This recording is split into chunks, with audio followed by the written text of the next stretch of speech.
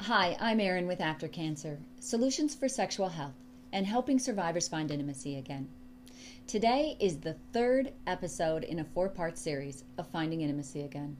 We covered communication, fatigue, loss of interest, and today is learning to love yourself. Sounds easy, right? Really not so much. It's difficult for people to love themselves in the main population, let alone those that have had cancer. Cancer can leave us kind of feeling beaten up, not at all like our old selves, sometimes numb, and actually, some of us have the scars to prove it. So we're going to take some steps today to fix that. Cancer may have left you with scars, but it can also be a gift or a wake-up call to embrace life in a different way, a way that involves self-care and self-love. So here are a few facts. In the battle with cancer, cancer didn't win. You're on top. You're a survivor. You can control what you choose to think about. You can control who you spend your time with and what you spend your time doing. You're stronger than you thought you were. Those who know you can appreciate that strength and probably have told you that they appreciate how strong and courageous you are. You aren't a victim. You're a survivor. And it's important to make that distinction because we often judge ourselves more harshly than we do other people. So here's 3 tips in learning to love yourself. Number 1, close your eyes and think of 1 or 2 of the most beautiful people in your life. Who are they? What do you see when you see them? What do you think about? What makes them beautiful? I'll give you an example of 1 or 2 people that come to my mind right away. The most beautiful person in my life makes me laugh. I feel good in her presence. She's a great listener. She's humble, and she really makes me be the best version of myself. That's beautiful to me. I know how I define beauty because that's important to me. Those are characteristics that I admire. It's often said that the more you like someone, the more attractive they are. That may be true for you. Close your eyes, and as you think of that person, list out in your mind those traits that make them beautiful. And when you open your eyes, write that down. Now I want you to turn it on yourself, which is the second thing. I want you to consider the traits in you, your personality traits, inside, not outside, that you believe are beautiful. I want you to list 3. You might have to pull from a family member or a close friend who have told you these are wonderful traits about you. But what do you love about yourself or other people love about you? Close your eyes. It helps you go inside. Think about and then write down what those traits are for you. As an example, when I do this, I know very clearly what I love about myself. I love how curious I am about other people and how their past maybe form who they are. I love that I feel grounded in my values. And I love that everyone whom I love knows it and knows why I love them. Those would be 3 of my traits. What are yours?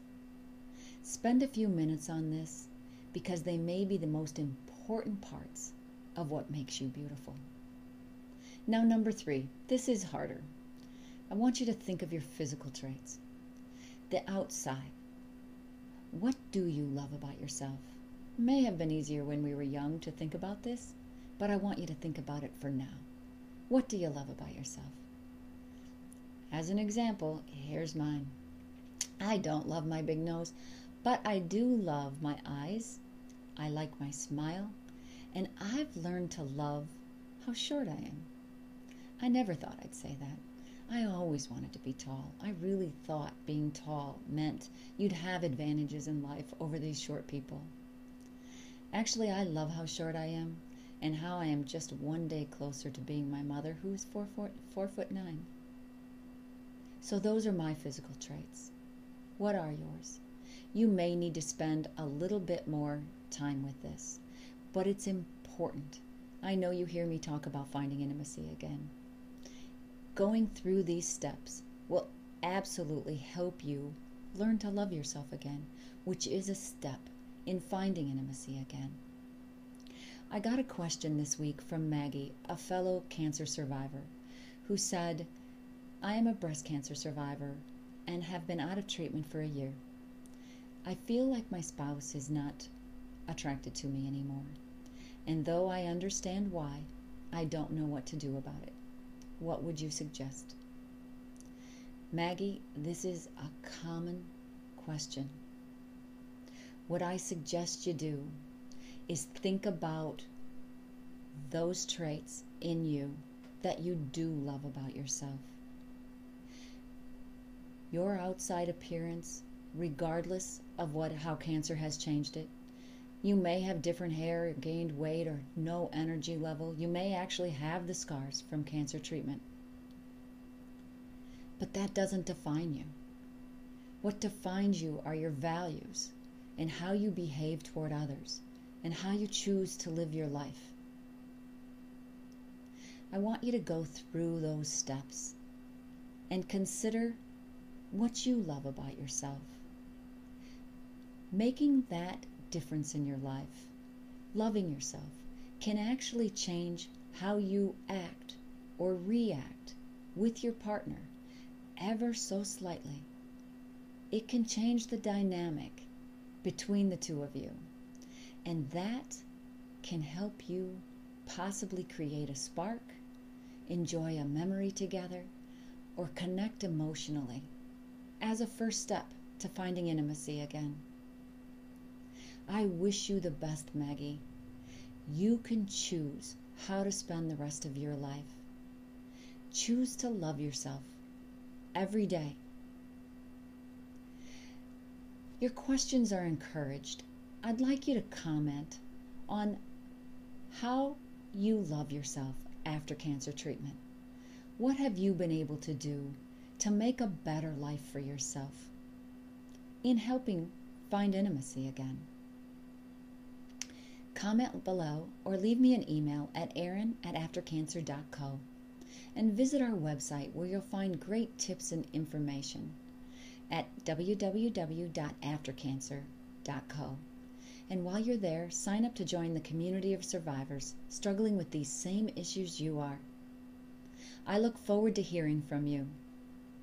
And next week, we'll talk about the fourth in the series, which is how to work around the physical limitations in finding intimacy again.